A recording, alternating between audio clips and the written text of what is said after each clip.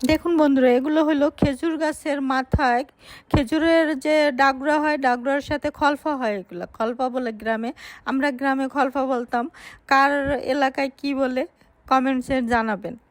তো এগুলো দিয়ে কিভাবে জুতা তৈরি হয় চায়নাতে, দেখেন কত সুন্দর করে এরা এগুলো দিয়ে জুতা তৈরি করে। জুতা মানে প্রথমে এরা এই খলপাগুলোকে প্রসেসিং করে তারপরে দেখেন কত সুন্দর করে মানে এরা জুতা তৈরি করবে। দেখতে থাকুন।